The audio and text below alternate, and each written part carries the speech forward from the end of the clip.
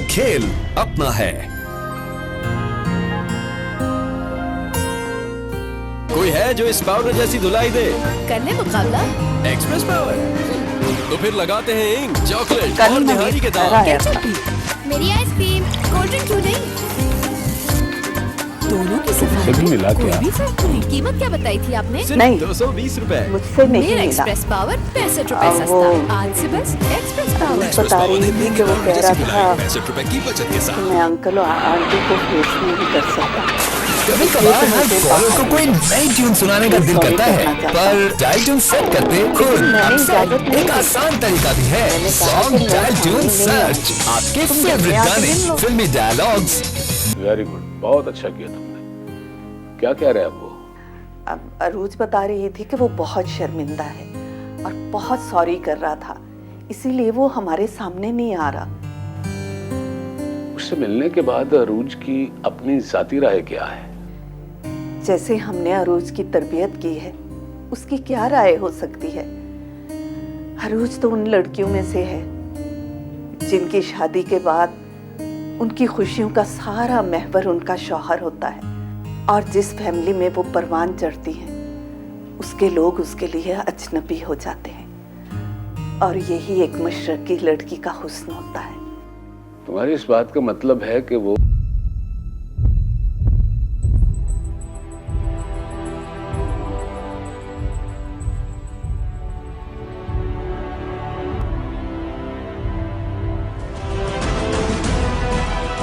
Mobilink jazz Sri Lanka Pakistan के बाद अब लाया एक और सनसनीखेज सीरीज जैज कप। पाकिस्तान बमुकाबला इंग्लैंड, और जैज दे रहा है आपको चांस अपने हीरोज को दुबई में देखने का। बस 31 दिसंबर तक 100 रुपए के हर रिचार्ज पर पाएं दुबई जाने का मौका, क्योंकि ये खेल अपना है। वो कमजोर पड़ चुकी है। इसका मतलब है कि मेरी ऑब्जर्वेशन बिल्कुल ठीक थी कि वो डिप्रेस्ड हो चुकी है। खैर, ये तो अच्छा साइन है कि उस खामद ने खुद उससे राब्ता की है। कम से कम इससे उसका डिप्रेशन तो कम होगा ना। वो तो उसके सारे कसूर माफ कर चुकी, सारी ज्यादतियां भूल चुकी है, और उसके साथ जाने के लिए बसित है। जब मैंने उससे ये कहा कि मैं तुम्हारे बाप की बातों की कायल हो गई और हम लोग चाहते हैं कि तुम्हारा हक अदा करके तुम्हें वापस भेजा जाए, ताकि वो लोग दोबारा तुम पर कोई ज्यादती ना कर सकें, तो वो रोने लग गई और कहने लगी कि नवीद बहुत परेशान है, उसकी जिंदगी डिस्टर्ब होकर रह गई है, दफ्तर का माहौल भी बहुत खराब हो गया उसके लिए। वो कहता है कि मैं लालची नहीं हूँ, मुझे कुछ भी नहीं चाहिए, बस तुम वापस मेरी जिंदगी में आ जाओ। ना समझ है, जज्बाती हो गई, हकायक से बेखबर है, लेकिन हमें तो उसकी खबर रखनी पड़ेगी ना। जाओ उसे लेकर आओ, मैं समझाता हूँ उसे। वो घर जाएगी तो ये तो खुशी की बात है, उसे जरूर जाना चाहिए। हमारे लिए तो बहुत ज्यादा खुशी की बात है ये। ठीक है, मैं आपके लिए खाना गर्म करती हूँ और उसे भेजती हूँ।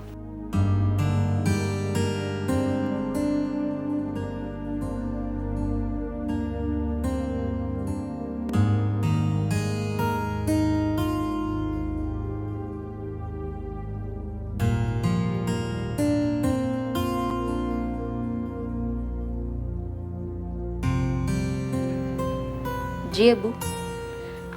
आओ बेटा, बैठो यहाँ।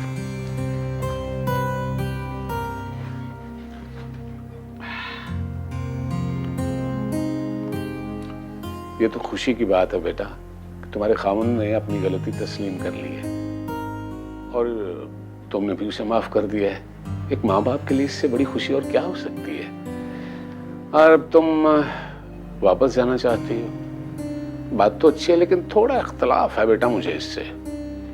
उसके लिए मैं तुमसे कुछ बात करना चाहता हूँ। जी अबू।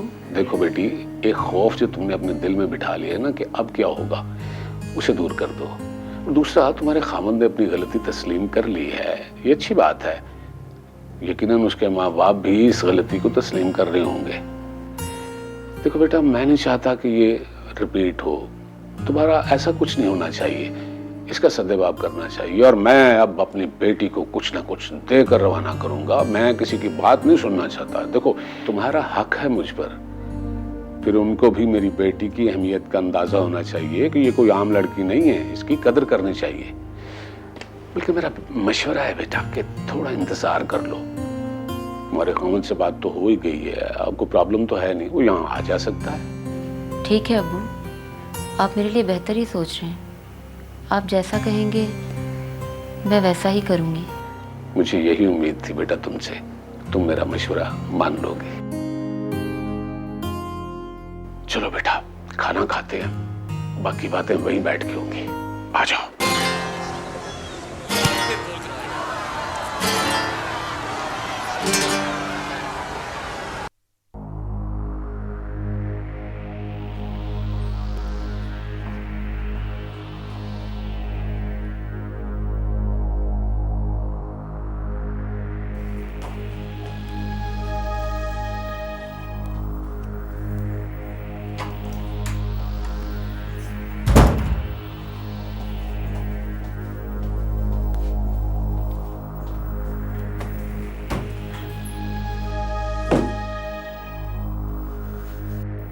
मेरे पास इतना वक्त नहीं है कि तुम मुझे किसी क्लाइंट की तरह यहाँ बिठा के चले जाओ। तो मैं क्या करूं? मुझे यहाँ ऑफिस में कुछ काम भी करने होते हैं। मैं पेशियां भुगत रहा हूँ। रईस मुझे घसीट रहा है अपने धंधे में। ये धंधा अकेला रईस का नहीं है, अंडरस्टैंड? जल्दी करो। रईस ने मुझे फोन पर खुद क्यों नहीं बताया? तुम्हें क्यों डाल दिया मेरे गले? बहुत ज्यादा जबान चलने लगी है तुम्हारी। कहीं मिस्त्री ने शादी की ऑफर तो नहीं कर दी? तुम काम बताओ, क्या कहने आए हो? रईस को कमाई पे शक हो गया, वसूली के लिए तुम्हें जाना हो। मुझे? रात 8-10 बजे के बीच में तैयार रहना, तुम मेरे साथ होगी।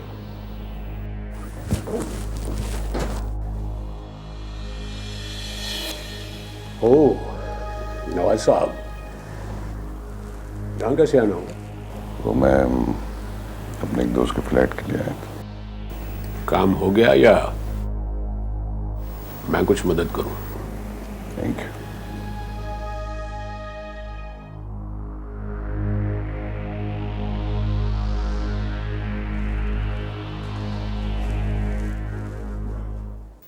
मिस्त्री साहब से मिलना है।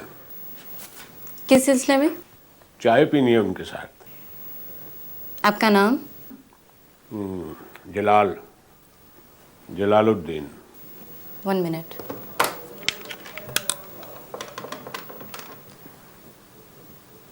सर, आपसे कुछ जलालुद्दीन साहब मिलने के लिए आए हैं। राइट सर, जाइए।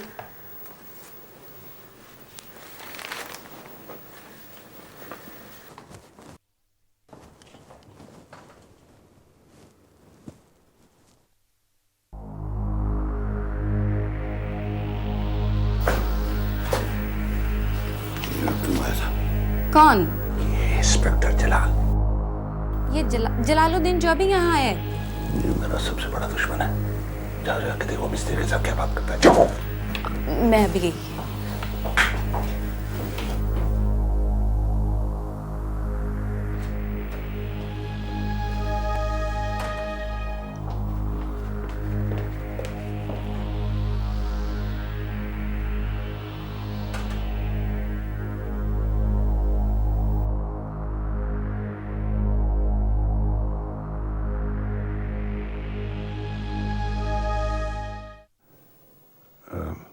कोई वारंट है जेब में?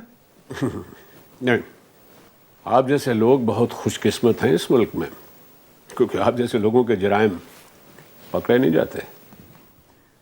तो फिर किस लिए आए हो यहाँ? कोई सबूत, कोई गवाह? नहीं, मेरा एक मुलजिम आपके ऑफिस में आया है, मैं उसे फॉलो करते हुए यहाँ तक पहुँचा हूँ। ताकि मेरे साथ उसका ताल्लुक साबित किया जा सके।